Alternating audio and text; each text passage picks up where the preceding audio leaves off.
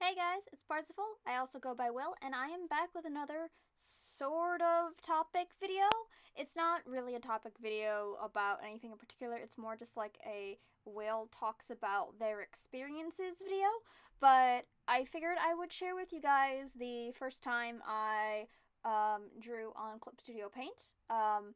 As of right now, I'm recording on February 14th, and on February 13th, I finally got off my butt and downloaded Clip Studio Paint to try it out because I have been using Photoshop for about 3 years now, and um, while it's like what I'm familiar with, I really should at least be trying Clip Studio Paint because when I first started doing digital art, I started on Manga Studio 5, which then became Clip Studio Paint.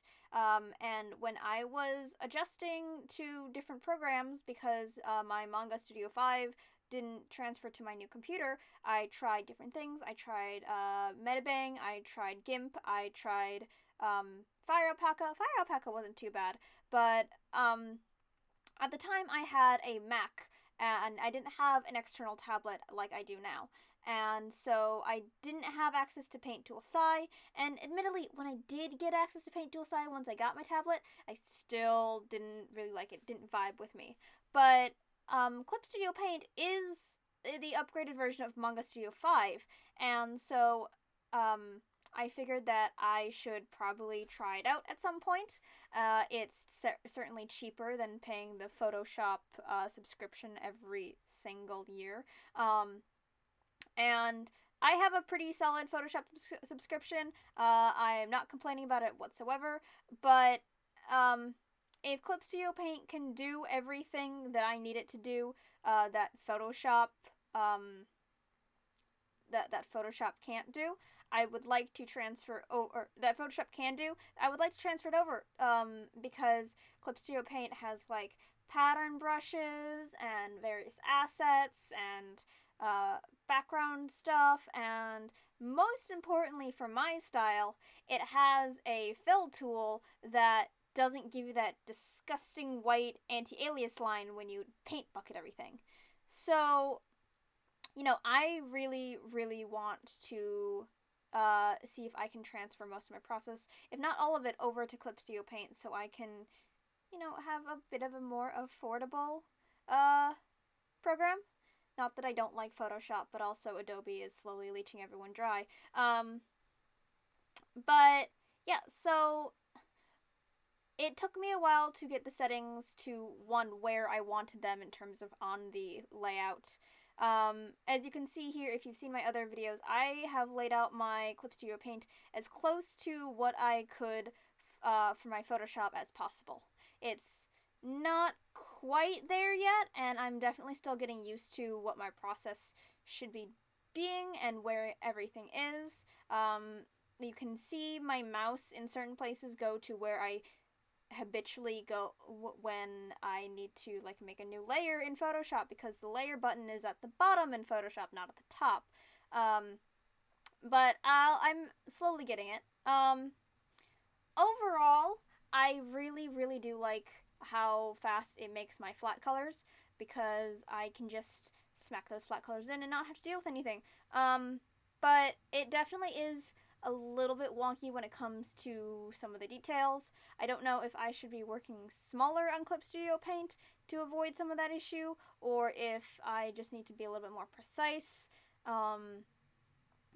The the white outline I usually do around my stuff also is taking a little bit of getting used to.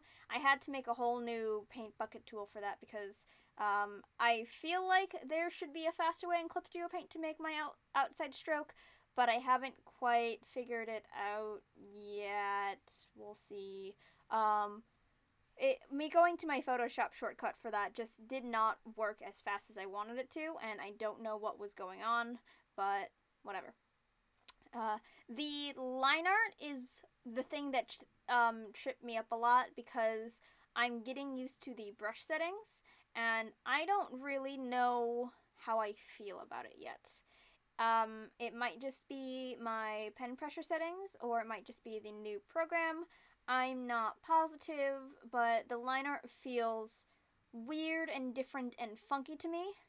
And I remember having that feeling when I shifted from Manga Studio to Photoshop, and I had to get used to that as well. So I might just have to get used to how I do line art in Clip Studio Paint, but it's not yet inherent to me how I want to use it. And the same with the eraser. The eraser tool feels a little bit different and funky as well. So we'll see how I like that and how I adapt to that.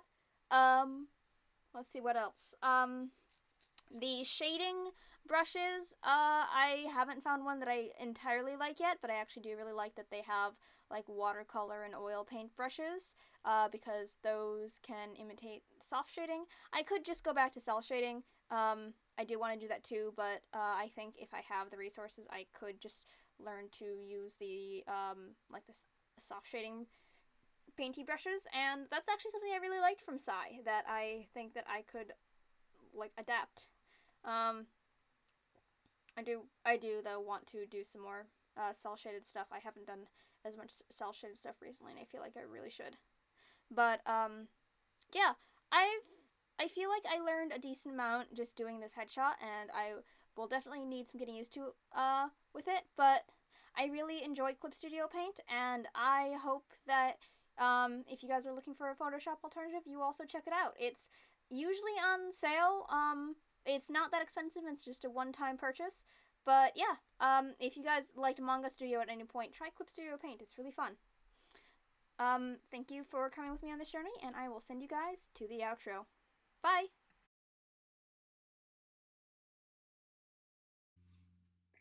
Well, that's the end of this video. As usual, if you have any questions or comments, feel free to leave them down below in the comment section, or contact me on any of my social media, which is linked in the description below. I also have my Patreon there if you guys want to throw a monthly donation at me. Thanks so much for your support. I'll see you next time. Bye!